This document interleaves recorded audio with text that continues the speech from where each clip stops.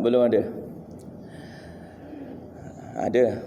Puan-puan hajah, ibu-ibu, ayah-ayah yang dirahmati oleh Allah Subhanahu wa taala sekalian.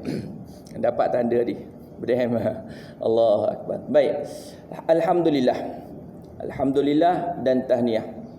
Yang pertamanya, kita masih lagi membincangkan berkenaan dengan tajuk besarnya mati syahid versus mati biasa.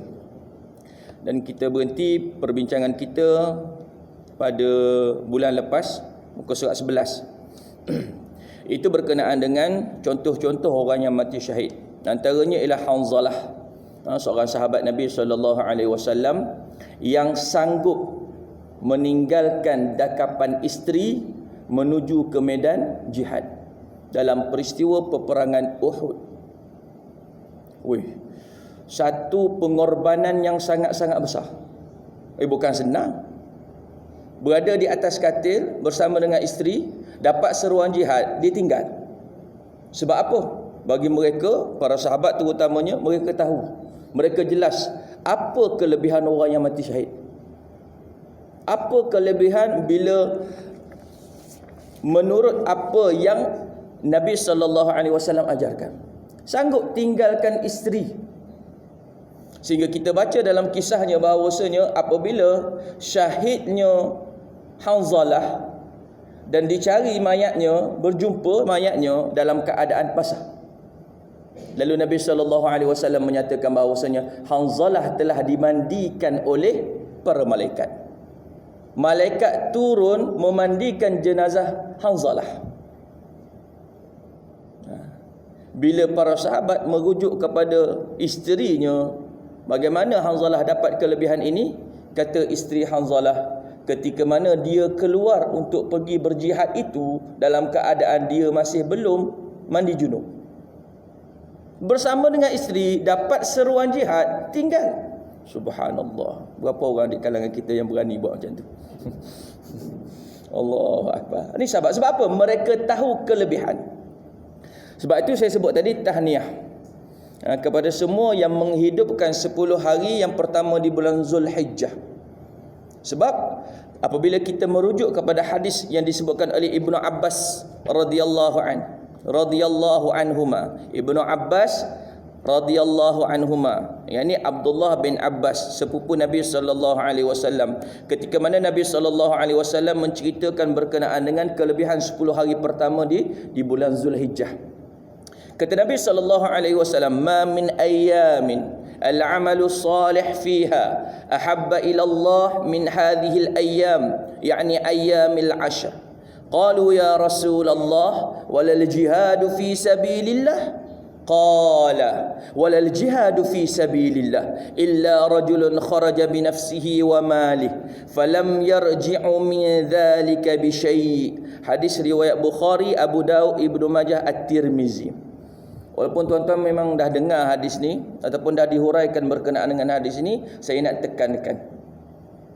Kata Nabi SAW, tidak ada hari-hari yang amal soleh yang paling disukai oleh Allah Subhanahu Wa Taala untuk dilakukan di dalamnya melainkan hari-hari ini, yakni 10 hari terawal di bulan Zulhijjah. Daripada hari pertama Zulhijjah sampai semalam 10 Zulhijjah, hari nahar.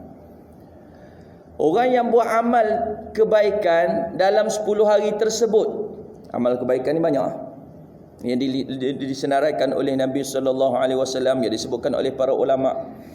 Orang yang buat kebaikan dalam 10 hari tersebut sehingga semalam, Allahu akbar, kata Nabi SAW, lebih disukai oleh Allah. Bila disebut lebih disukai, sahabat bertanya, ya Rasulullah, walal jihadu fi sabilillah? Adakah pahala kelebihan orang yang beramal di 10 hari pertama bulan Zulhijjah ini melebihi orang yang berjihad di jalan Allah?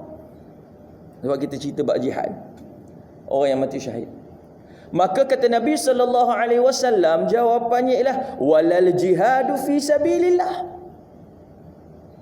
melebihi orang yang pergi berjihad di jalan Allah. Subhanallah. Kita tak perlu angkat senjata. Allahu akbar. illa, kata Nabi sallallahu alaihi wasallam, rajulun kharaja bi nafsihi wa malih, kecuali yang amal soleh 10 hari pertama bulan Zulhijjah ni tak boleh lebih amal yang macam mana? Illa rajulun, kecuali seorang lelaki kharaja bi nafsihi, keluar daripada rumah dia pergi untuk berjihad, bi nafsihi, dengan diri dia, wa malihi, dengan harta benda dia, falam yarji'u min dzalika bi syai', tapi dia tak kembali, yakni syahid di medan perang. Pahala syahid inilah sahaja yang tak boleh mengatasi pahala ataupun kebaikan dilakukan 10 hari pertama bulan Zulhijjah. Subhanallah. Maka kita ada peluang baru ni. Tahniah. Ada yang puasa bermula daripada hari pertama Zulhijjah sampai 9 hari puasa. Subhanallah. Tabik orang kampung tengah. Semua Alhamdulillah. Ada yang ambil Isnin Khamis, tak ada masalah. Yang penting memperbanyakkan. Terutamanya yang tak tinggal 9 Zulhijjah, hari Arafah. Boleh kata semua yang hadir hari ni tak tinggal puasa 9 Zulhijjah. Tahniah. Siapa yang tak puasa pun ni balik. Burah je lah. Sebab apa? Kita dah tahu kelebihan. Dan saya sebut sangat-sangat, saya ulang, Ustaz hari ni baru cerita, dah tak ada kesempatan.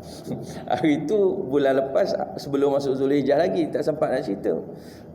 Jadi kita ambil peluang ini untuk saya ingatkan diri saya dan juga yang mendengar, supaya kalau tahun ni terlepas, Allah Ustaz, rugi Ustaz, dah terlepas. Tak apa, niat tahun depan nak puasa. Tahun ni dah niat. Kalau tak sampai, dapat pahala niat tu. Ustaz, rugilah kami, tak rugi. Sebab apa? Sekarang kita masih lagi berada di bulan Zulhijjah. Kita ingat bahawasanya Allah Subhanahu Wa Taala sebut 4 bulan yang haram. Zulqa'dah, Zulhijjah, Muharram dan juga Rajab. Apa yang Allah Subhanahu Wa Taala sebut dalam surah At-Taubah ayat 36 yang menceritakan berkenaan dengan bulan-bulan haram ini, kelebihan melakukan ibadah di bulan haram, dilipat gandakan amalan. Jadi ada peluang lagi. Tapi jangan puasa hari ni. Haram. Esok tak boleh. Haram juga. Lusa walaupun hari Isnin, Ustaz saya nak puasa sebab saya biasa puasa Isnin Khamis. Jangan, hari tasyrik. Ini kita tahu, kita jelas perkara ni. Maka tolong sama-sama kita ambil peluang. Dan juga ni saya nak pesan untuk diri saya dan juga tuan-tuan yang mendengar, ibu-ibu, ayah-ayah yang mendengar. Sebab apa? Sebab kadang-kadang kita lari fokus. Ni bukan orang kampung tengah. Ni ingatan ni untuk semua. Lari fokus bagaimana? Sebab berkenaan dengan perbezaan antara Idul Fitri dengan Idul Adha. Bagi yang dah tahu, bagi yang dah dengar, ini sebagai ulangan ataupun peringatan. Perbezaan antara Idul Fitri dan Idul Adha, kalau tengok pada takbir pun dah lebih dah Idul Adha. Takbir ni kita membesarkan Allah Subhanahu Wa Taala. Kalau Idul Fitri, takbirnya disebutkan sebagai takbir mursal, iaitu bermula daripada selepas maghrib, malam raya tu, sehinggalah khatib naik ke mimbar untuk khutbah. Lepas tu dah tak boleh. Itu je tempoh masa, sangat-sangat singkat. Sebab itulah Allah Subhanahu Wa Taala sebut perbanyakkan takbir, walitukabbir. Dan juga Nabi sallallahu alaihi wasallam sebut malam raya tu perbanyakkan takbir. Sebab apa? Itu je tempoh. Tapi Idul Adha, takbirnya bermula dengan takbir muqayyad pada hari Arafah 9 Zulhijjah. Selepas subuh, selepas zuhur, selepas asar, kemudian masuk maghrib. Lepas mayang maghrib tu sehinggalah imam naik mimbar, itu takbir mursal. Kemudian sambung lagi dengan takbir muqayyad selepas Jumaat semalam, kemudian asar, maghrib, isyak, subuh hari ni, sampai last asar hari Isnin, hari tasyrik. Itu panjang tu. Itu satu, kita dah nampak kelebihan. Dan lagi kelebihan Idul Adha ini, dia ada satu amalan khusus yang Allah Subhanahu Wa Taala tetapkan. Ayat paling ringkas, surah paling pendek dalam Al-Quran, 3 ayat. Surah Al-Kautsar. Surah yang menjadi pilihan kita semasa tarawih. Baru ni sebagai imam. Inna a'tainakal kautsar fasalli li rabbika wanhar. Lepas daripada sembahyang raya, amalan khusus yang Allah tetapkan adalah sembelih binatang korban. Lepas raya Idul Fitri, lepas sembahyang, ada amalan khusus? Tak ada. Tak ada. Bagi Idul Fitri, kemuncak ialah sembahyang raya. Habis sembahyang raya balik. Ustaz, lepas habis sembahyang raya, ziarah kubur, ziarah orang tua, ziarah itu, ziarah ini, marhaban tu kita masukkan.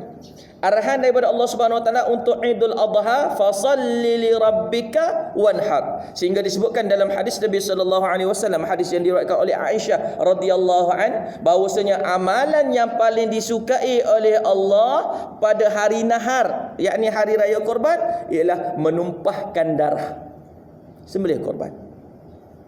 Cuma ni saya baru sedar, tuan-tuan dah lama sedar. Bila para ulama membahaskan berkenaan dengan kelebihan Idul Adha ini, dikatakan bahawasanya kadang-kadang kita tersilap fokus.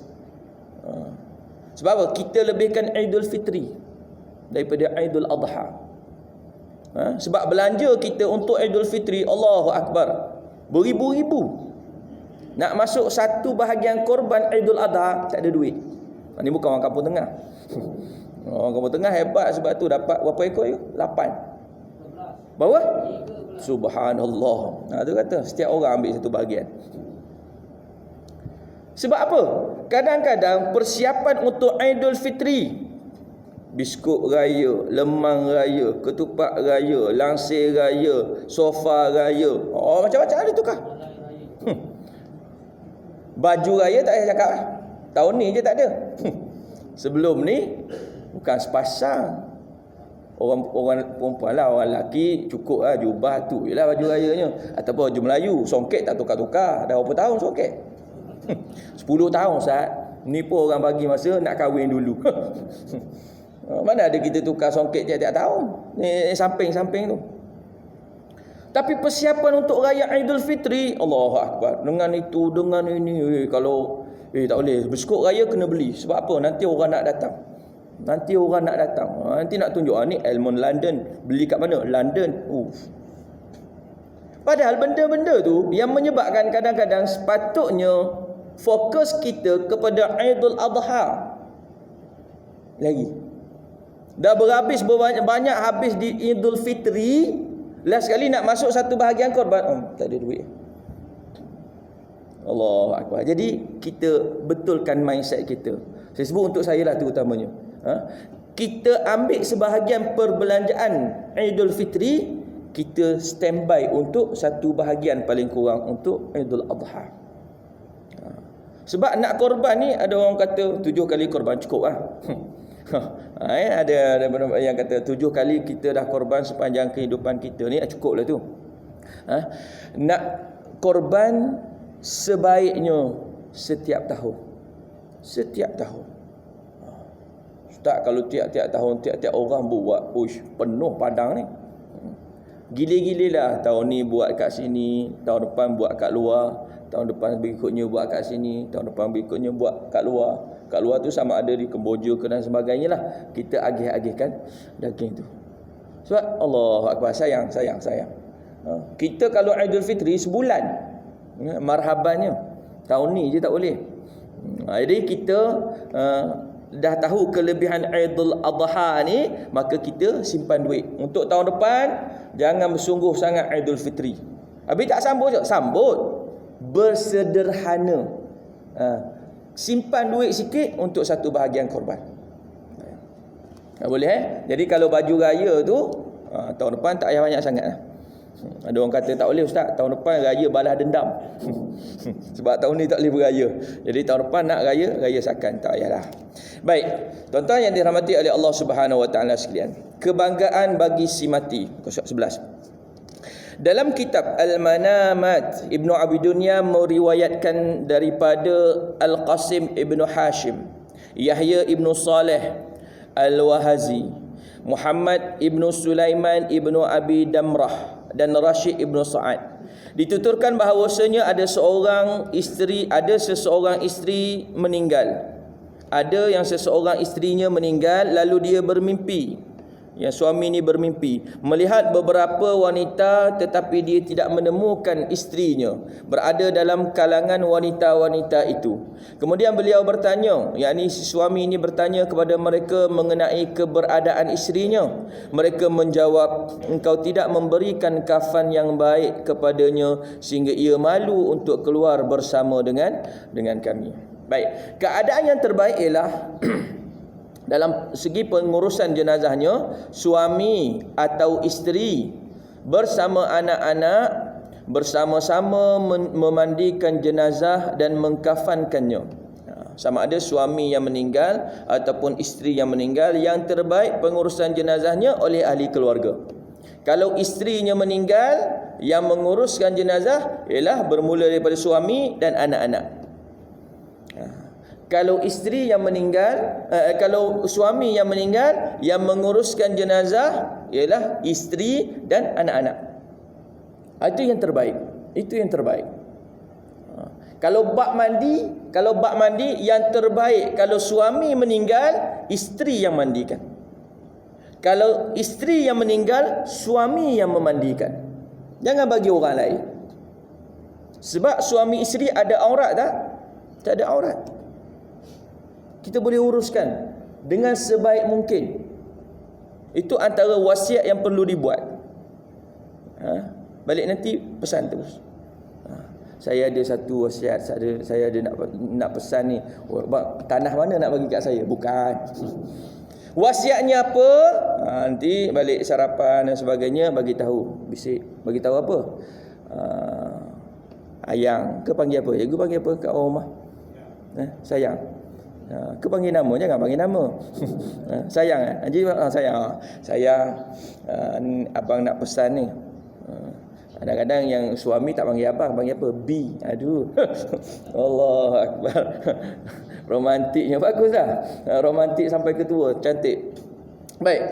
B nak pesan. Nak pesan apa? Kalau saya meninggal, saya tak nak orang lain mandikan. Saya nak awak mandikan saya. Allahu akbar. Begitu juga kalau awak meninggal, saya yang akan mandikan awak. Saya tak akan bagi orang lain. Ush, tak biasa ustaz.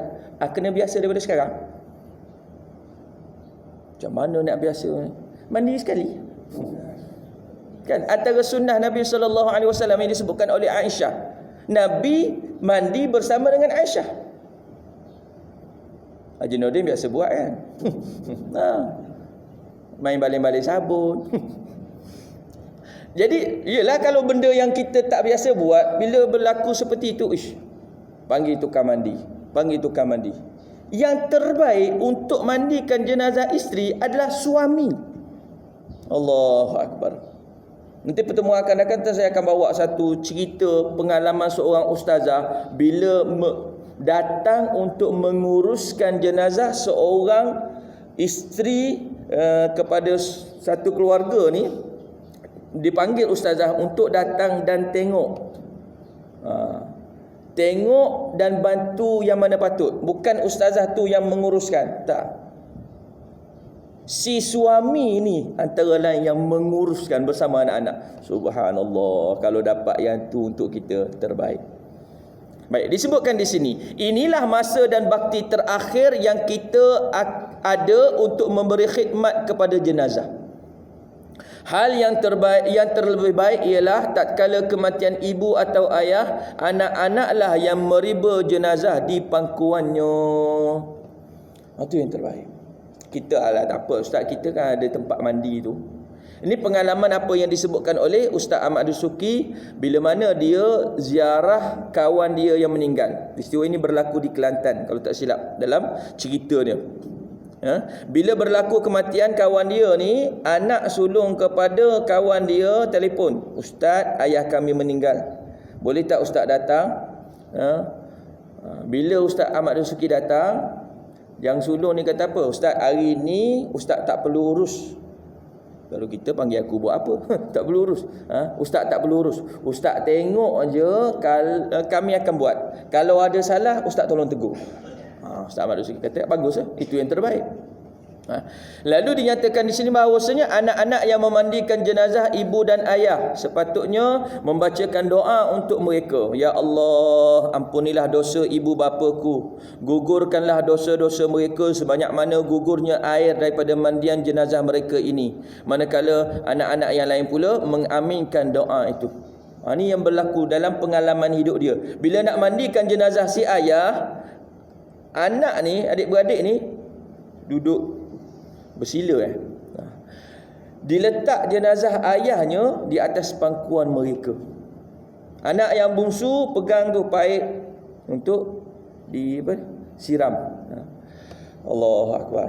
Sambil siram, sambil yang lain gosok badan ayah dia, sambil berdoa, ya Allah, ampunilah dosa ayah aku, gugurkanlah dosa-dosanya sebanyak mana air yang gugur daripada mandian ini, ya Allah.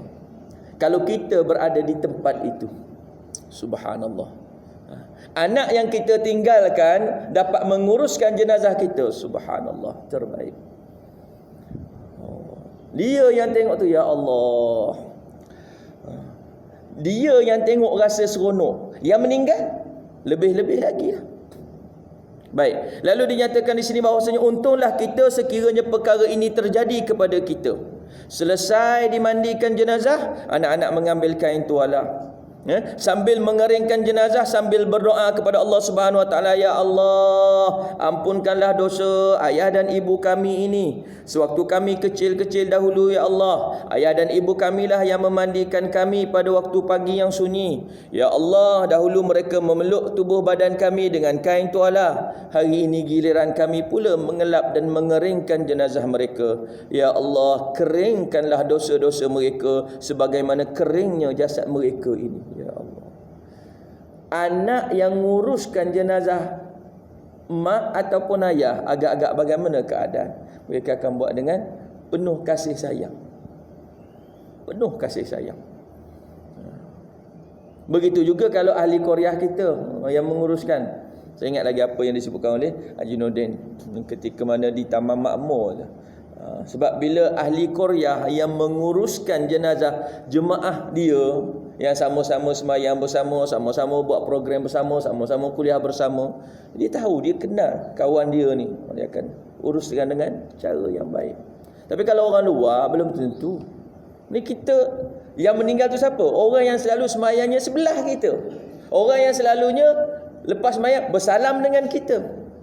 Orang yang kalau dalam bulan Ramadannya bertadarus dengan kita, kita kenal dia. Ya Allah, bagaimana keadaan kita menguruskan dia? Itu terbaik. Masjid Kampung Tengah ada tim pengurusan jenazah. Bila berlaku kematian, kita kenal kawan kita. Allahu Akbar. Masa tu, ya Allah, engkau dah pergi. Ya Allah, kita akan buat dengan cara yang sangat-sangat baik. Baik, lalu dinyatakan lagi bahawasanya apabila diletakkan jenazah kita untuk dikafankan, biarlah anak-anak yang melakukannya. Anak-anak akan mendoakan kita, ya Allah, ayah kami, ibu kami memakaikan pakaian yang cantik-cantik kepada kami, ya Allah, untuk pergi ke sekolah. Dipakaikan kepada kami, dipeluknya kami, diciumnya kami. Hari ini giliran kami memakaikan pakaian kepada ibu dan ayah kami, ya Allah. Inilah pakaian yang terindah untuk mereka, ya Allah. Tengah kafan tu doa lagi, ya Allah. Kalau diswastakan, panggil orang lain, dia kira segera. Sebab apa segera? Ada lagi nak urus tempat lain. Jadi cepat. Yang kiranya komplit. Dari segi doa ni mungkin dibaca. Tapi kalau anak yang nguruskan, ya Allah. Sebab itulah khidmat terakhir. Lepas ni dah tak ada dah. Lepas dah dimasukkan ke dalam liang, tinggallah kita kat situ. Dah tak ada peluang lagi anak-anak nak menguruskan kita. Sebab itu antara kelebihan orang yang masih hidup dan dia masih lagi ada ibu dan ayah, terutamanya ibu dan ayah yang dalam keadaan sakit. Ini peluang untuk kita menambahkan amal ibadah, menambahkan pahala dan menggugurkan dosa kita. Dengan cara apa? Khidmat untuk ibu dan ayah. Tapi kena sabar. Kena banyak bersabar. Orang yang ada ibu dan ayah yang masih hidup dalam keadaan sakit, dia tahu pengalamannya. Allahu Akbar. Memang kena banyak sabar. Nak sabar tu macam mana? Kena banyak minta dengan Allah Subhanahu Wa Taala. Ustaz, mak saya tak sakit, cuma nyanyuk. Lagilah kena sabar. Allahu Akbar. Kita kata pergi, mak dah semayang? Dah. Padahal tak semayang lagi. Dah nyanyuk. Tapi tak apalah, dia bukunya dah ditutup. Kadang-kadang dia dah buat benda ni, kemudian dia kata tak buat lagi. Baru je selesai makan, datang, mak lapar. Kan dah makan. Bila? Tak makan lagi. Daripada pagi tadi aku tak makan sampai petang. Padahal baru selesai makan dengan kita. Kena sabar. Allahu Akbar. Tapi nikmatnya, kelebihannya, Allahu Akbar, Allah akan ganjarkan dengan kebaikan. Baik.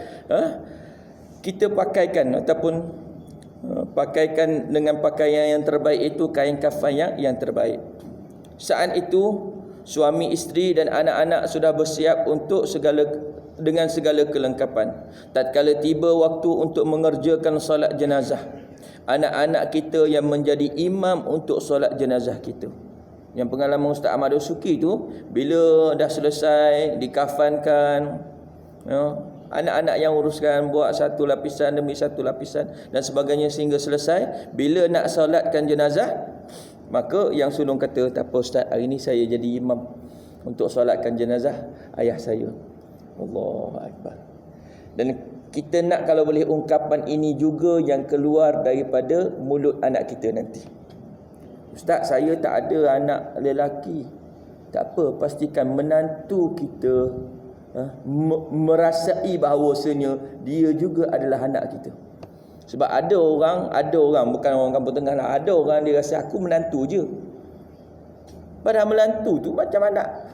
Macam anak dah. Sebab kalau dengan mak mertua, mana batai sembahyang. Dari segi hak aurat pun sama. Sama macam mak kita. Jadi kalau boleh, itulah ungkapan yang kita nak dengar. Macam mana Ustaz? Kena didik, kena pesan. Seperti mana saya sebut dulu berkenaan dengan kain kapan tu, perkara ini juga pesan. Pesan apa? Bila balik kumpul raya dan sebagainya, pesan. Bagi tahu menantu kita kalau kita tak ada anak lelaki. Ayah tak ada anak lelaki, tapi engkau satu-satunya menantu, ataupun engkau lah menantu sulung dalam keluarga kami. Jadi kalau berlaku apa-apa, kalau ditakdirkan ayah meninggal, aku tak nak orang lain. Aku nak kau sebagai menantu sulung, kau yang jadi imam nanti.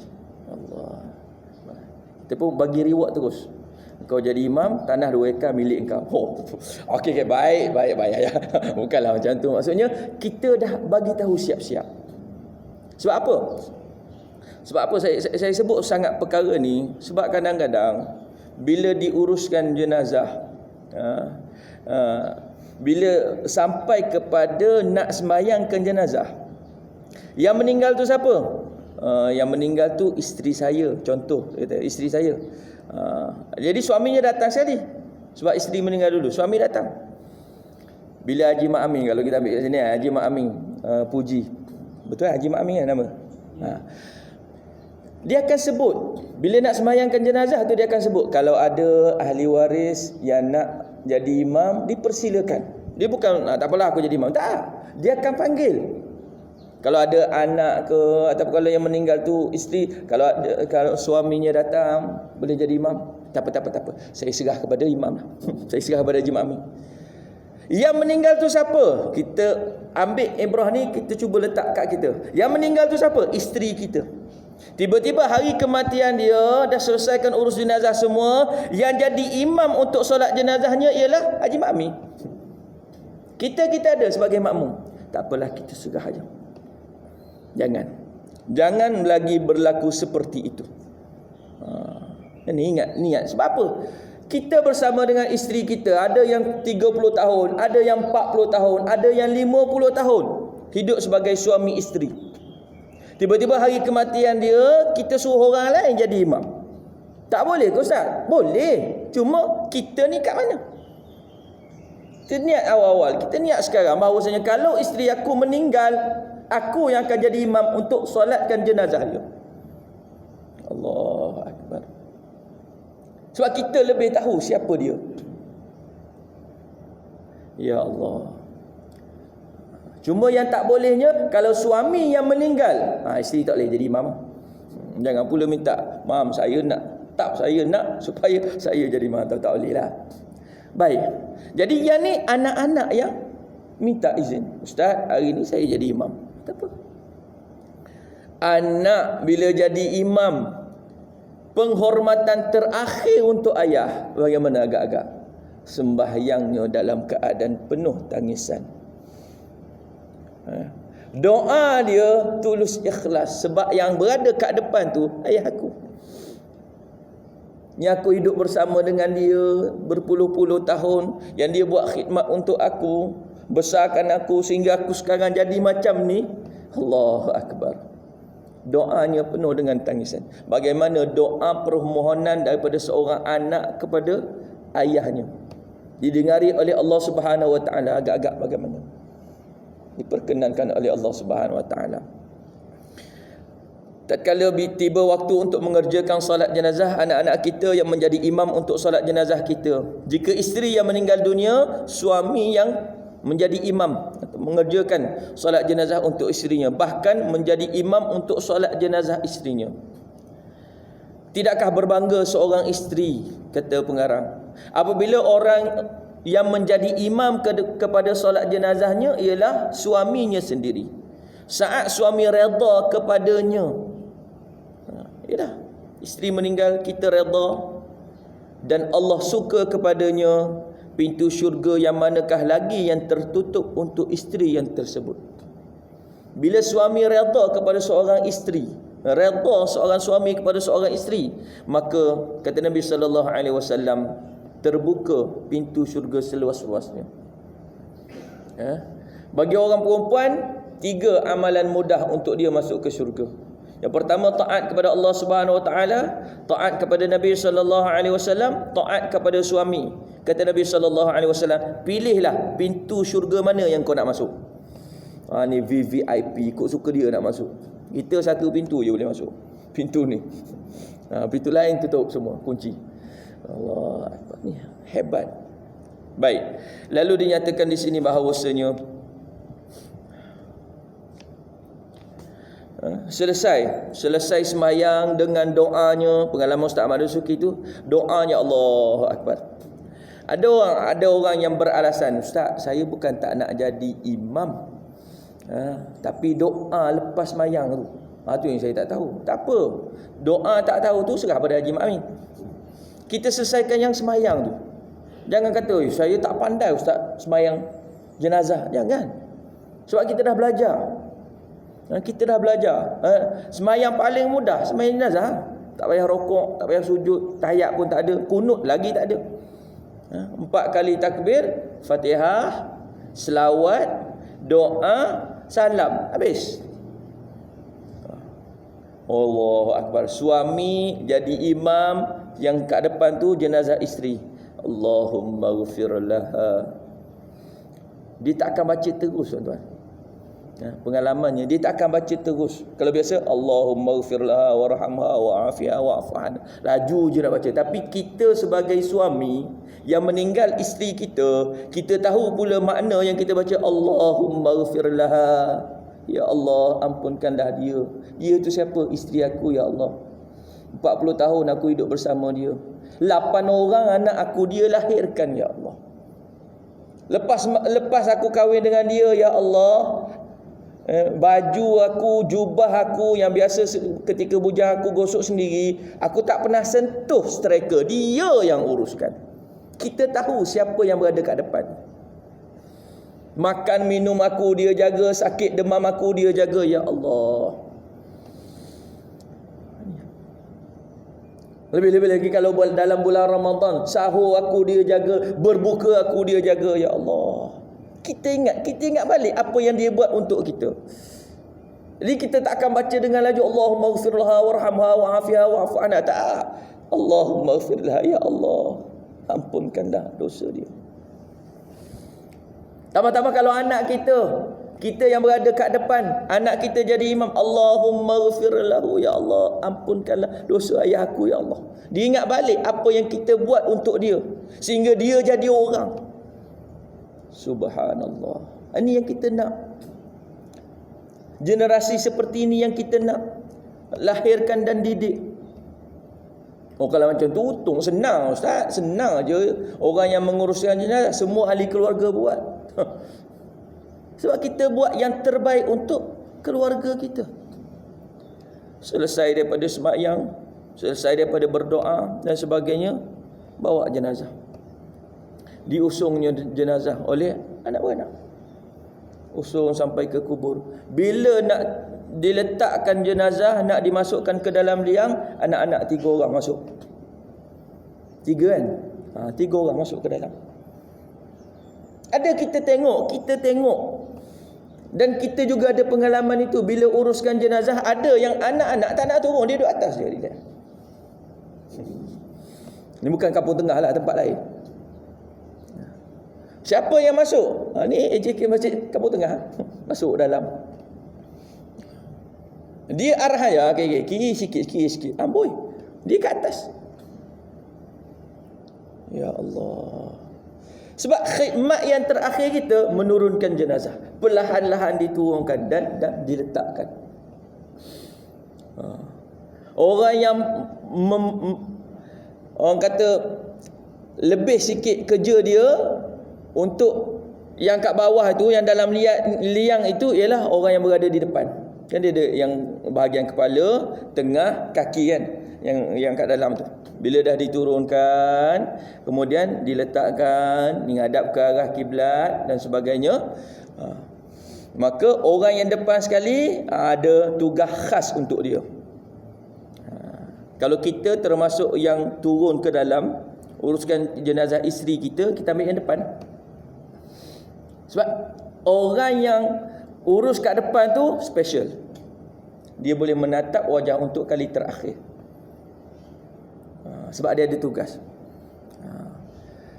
Tugasnya apa? Nak buka ni, penutup ni, kain kapan, buka ikatannya, kemudian pipi ni kena pada tanah. Kan? Allahu Akbar. Tu yang tu saya belum ada pengalaman. Sebab setakat ni saya masuk ke liang 3 kali. Kali pertama saya duduk kat kaki. First time ambil pengalaman duduk kat kaki. Okay, turunkan jenazah. Okay, kali kedua duduk tengah. Ada keberanian sikit duduk tengah. Kali ketiga pun duduk tengah.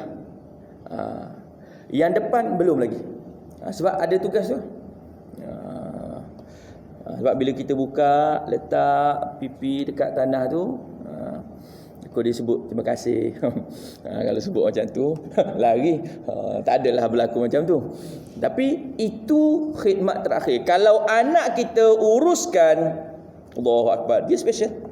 Anak sulung kita yang lelaki, dia yang uruskan, dia yang buka kain kapan itu, pipi kita diletakkan dekat dengan tanah. Minha khalaqnakum wa fiha nu'idukum wa minha nukhrijukum taratan ukhra. Itu ayat yang biasa kita baca bila menguruskan jenazah. Daripada tanah kita datang, kepada tanah kita kembali, dan daripada tanah juga kita akan dikembalikan semula, yakni hidup semula. Allahu Akbar. Yang ni tak ada orang lain yang ada pengalaman kecuali orang yang urus yang kat depan. Anak kita yang perempuan tak ada pengalaman untuk menatap wajah ayah, yakni wajah kita kali terakhir. Subhanallah. Dah selesaikan urus semua, dah ditimbus dan sebagainya, selesai. Masih lagi berdoa. Adik-beradik ini dia kata apa? Ya Allah, kami tidak akan tinggalkan tanah perkuburan ini, ya Allah, sehinggalah Engkau mengampunkan dosa ayah kami dan Engkau tempatkan dia di tempat yang terbaik, ya Allah. Selesai berdoa itu, adik-beradik ini sambil berpelukan bersama-sama mereka. Sebab apa? Puas hati. Puas hati dapat uruskan sendiri jenazah si ayah. Allah. Kalau kita berada di tempat si ayah itu, kita pun akan rasa apa? Puas hati. Ya Allah, ini zuriat yang aku tinggalkan. Baik. Yang terakhir, muka surat 14. Wasiat yang silap. Sekarang dunia sudah terbalik. Masing-masing bertanya siapa yang akan meninggal dunia terlebih dahulu. Bahkan ada yang berwasiat, kalau saya mati terlebih dahulu, abang jangan kahwin lain ya. Cinta kita sehidup semati. Allahu Akbar. Ini wasiat yang silap. Wasiat yang betul macam tadilah. Kita sebut kepada isteri kita, ataupun isteri kita sebut kepada kita, kalau saya meninggal dahulu, awak uruskan. Kalau awak meninggal dulu, saya yang uruskan. Ini kita, jangan kahwin lain ya. Kenapa jangan kahwin lain? Saya cemburu. Agak-agak siapa yang nak meninggal dulu? Isteri ke kita? Isteri ya. Allah. Betul. Bagi tahu, pesan kepada orang rumah bahawasanya kalau boleh awaklah mati dulu. Amboi, abang ni abang mesti nak kahwin. Bukan, sebab kalau awak meninggal dulu, saya boleh uruskan daripada A to Z. Daripada mandi, kapan, sembahyang sampai ke bumi, saya boleh uruskan komplit. Tapi kalau saya meninggal dulu, awak tak boleh uruskan komplit. Awak hanya boleh setakat mandi, kapan, sembahyang. Bab sembahyang ni saya nak pesan sangat-sangat. Ni mungkin tak berlaku tempat ni. Kebanyakan tempat berlakunya bila yang meninggal tu suami, isteri tak sembahyang. Isteri tak solatkan jenazah suami yang meninggal. Sama ada solat jenazah tu dilakukan di rumah ataupun dilakukan di masjid. Sebab dia tak datang ke masjid. Kenapa? Nangis kat rumah. Nangis-nangis juga. Nabi SAW menitiskan air mata ketika meninggalnya Ibrahim, anak Nabi, dalam umur 2 tahun lebih tu kan. Menitiskan air mata, menangis biasa, fitrah manusia. Kehilangan sesuatu, manusia menangis. Tapi jangan lepaskan peluang ni. Kadang-kadang anak-anak perempuan tak semayang jenazah ayah, tak semayang jenazah mak. Dia kira tak apalah, jemaah masjid dah ada, orang yang datang dah ada. Kita sebagai anak kat mana? Kadang-kadang yang semayang kat rumah, tu okey, penuh orang kat di ruang tamu. Biasa semayang kat ruang tamu jenazah kat depan. Anak-anak sibuk kat belakang. Orang kata dah nak semayang ni, tak apa. La ilaha illallah. Ni kita pesan. Saya pesan untuk diri saya, tuan-tuan, ibu-ibu, ayah, pesan untuk ahli keluarga sendiri. Bila berlaku kematian, kalau boleh semua ahli keluarga semayangkan jenazah. Subhanallah. Bagi tahu mereka berkenaan dengan kelebihan orang yang menunaikan solat jenazah ni. Dapat berapa kiraat? 1 kiraat. Iring jenazah sampai ke kubur, 2 kiraat. Alah, tak apa ustaz, lain kali dapat lagi. Jangan. Allah Akbar. Ni saya pesan sangat-sangat. Banyak yang berlaku, terutamanya kalau semayangnya kat rumah. Anak beranak, cucu tak semayang. Dia harapkan orang yang datang aja. Tak apalah ustaz, dah lepas tu fardu kifayah. Ya, dah lepas fardu kifayahnya. Tapi kita sebagai anak, kita sebagai cucu, ahli keluarga si mati, kita kat mana? Kalau belah-belah Kelantan, anak cucu buat apa? Duduk kat tangga, belah-belah sana lah. Sebab apa? Tujuannya bila orang dah selesai semayang jenazah, terima kasih datang, dia bagi nasi bungkus, duit, kadang-kadang kain plekat. Kat sini tak ada kan? Terima kasih solatkan jenazah ayah kami, terima kasih solatkan jenazah atuk kami. Dia tunggu kat tangga. Jadi mindset ini kena tukar. Ahli keluarga uruskan. Baik. Perkara sebegini tidak perlu dipesan atau diwasiatkan. Setelah meninggal dunia, apa yang tinggal hanyalah urusannya dengan Allah Ta'ala. Manakala orang yang masih hidup, teruskan kehidupan, pertingkatkan amalan. Jika ditakdirkan seorang isteri yang kematian suami itu dipinang oleh seorang lelaki, si isteri tadi berhak sama ada ingin terima pinangan tersebut atau menolaknya. Baik. Jika orang yang meminangnya itu lebih soleh dan alim daripada suaminya yang telah meninggal, maka berkahwinlah. Ini adalah peluang bagi diri dia untuk mendapatkan yang terbaik di akhirat. Kerana Nabi SAW pernah bersabda, suami yang terakhir dianggap suaminya di akhirat nanti. Ataupun dalam riwayat yang lain, bila ditanya, kalau seorang perempuan ni ada ramai suami, maksudnya dia kahwin kemudian suaminya meninggal, kahwin lagi kemudian suami dia meninggal, kahwin lagi suami dia meninggal, dia je yang tak meninggal-meninggal. Sampai 4-5 suami dia. Jadi ditanya, siapa yang akan jadi suami dia di akhirat? Lalu dinyatakan oleh Nabi SAW, orang yang paling soleh di kalangan mereka. Orang yang paling soleh. Kalau ada 4 orang suami, yang mana paling soleh? Itulah yang akan jadi suami kepada yang perempuan tadi. Baik, akan tetapi sekiranya orang yang datang meminang itu ialah orang yang tidak soleh, kaki main dam, dam haji dan sebagainya, maka elakkanlah daripada berkahwin dengannya. Sebab apa? Dibimbangi perkahwinan itu hanya akan menyesakkan dada kita saja. Bagi si isteri pula, janganlah berpesan atau berwasiat menegah suami daripada berkahwin lain. Isteri jangan pesan suami jangan kahwin lain. Seorang suami yang kematian isteri kemudian beristeri lain, sebenarnya menyambung amalannya. Ini siap pesannya. Kalau saya dah meninggal, abang jangan kahwin lain. Kenapa saya cemburu? Cemburu apa bendanya? Dah meninggal, nak cemburu apa? Allahu Akbar. Sebab seorang lelaki yang kematian isteri memerlukan isteri yang lain. Tak ada ustaz. Contoh, dia ada anak kecil-kecil lagi. Dia ustaz. Bukan ustaz yang ngajar ni. Dia ustaz. Malam-malam kena ada kuliah dan sebagainya.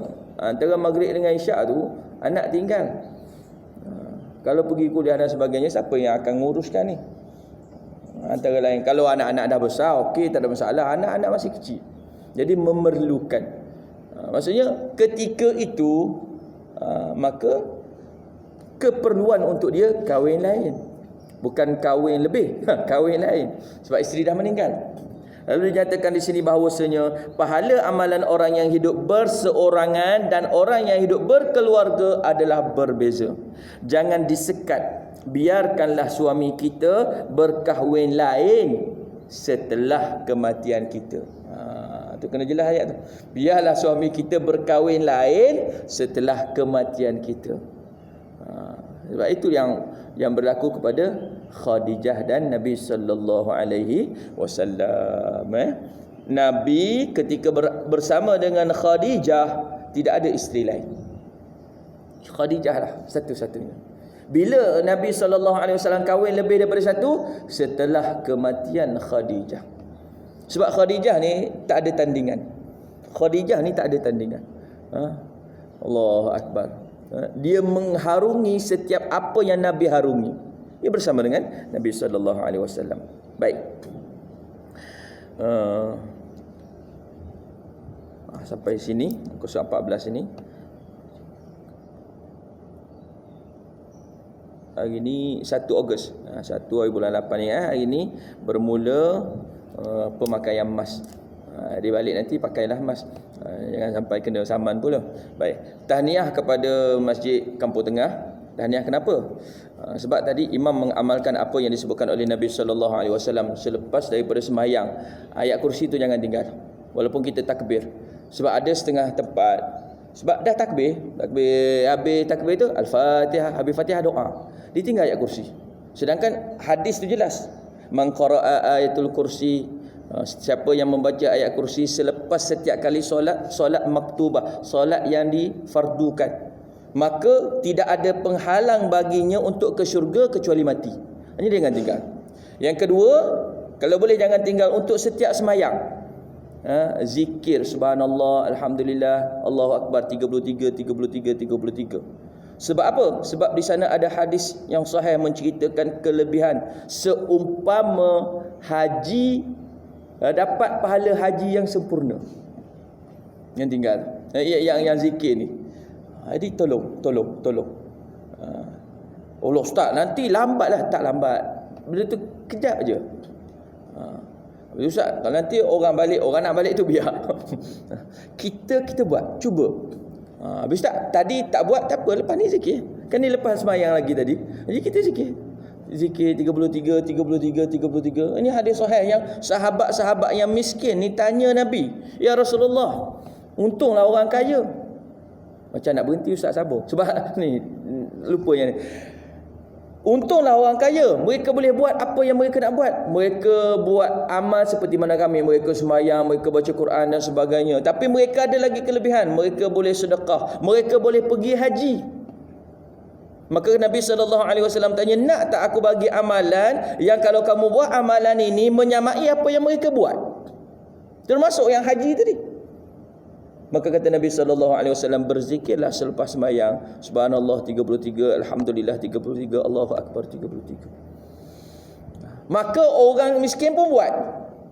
Bila orang miskin buat, orang kaya tahu, orang kaya buat juga. Allahu akbar. Yalah, sahabat tahu je kelebihan, mereka akan ambil, mereka akan buat. Lalu yang miskin ni pergi pula mengadu, "Ya Rasulullah, orang kaya buat juga amalan kami." Lalu Nabi kata, "Nak buat macam mana?" Itu kelebihan dia. Allah Subhanahu Wa Taala bagi kelebihan. Tapi yang disebutkan di sini bahawasanya orang yang amalkan zikir ini dapat pahala haji. Ya Allah. Tak dapat pergi haji, dapat pahala haji pun jadilah. InsyaAllah bersama kita amalkan. Yang baik datangnya daripada Allah Subhanahu Wa Taala, buruk dalam hal itu datangnya daripada kelemahan kita semua. Hakikatnya semua ilmu itu milik Allah Subhanahu Wa Taala. A'udzubillahi minasyaitonirrajim. Bismillahirrahmanirrahim. Alhamdulillahirabbil alamin wassalatu wassalamu ala asyrafil anbiya'i wal mursalin sayyidina Muhammadin wa ala alihi wa sahbihi ajma'in. Allahumma anfa'na bima 'allamtana wa 'allimna bima yanfa'una wa zidna 'ilma. Allahumma rzuqna 'ilman nafi'a wa rizqan wasi'a wa 'amalan salihan mutaqabbala. Allahumma rzuqna mutaba'atan nabiy sallallahu alaihi wasallam awalan wa akhiran wa zahiran wa batina wa qawlan wa fi'lan wa ibadatan wa amalan salihan. Allahumma ighfir lana dhunubana wa liwalidayna warhamhum kama rabbawna shighara. Subhanakallahumma wa bihamdik nashhadu an la ilaha illa ant nastaghfiruka wa natubu ilaik. Wa sallallahu ala sayyidina Muhammad wa ala alihi wa sahbihi wa baraka wa sallam. Walhamdulillahi rabbil alamin. Taqabbalallahu minkum minna wa minkum.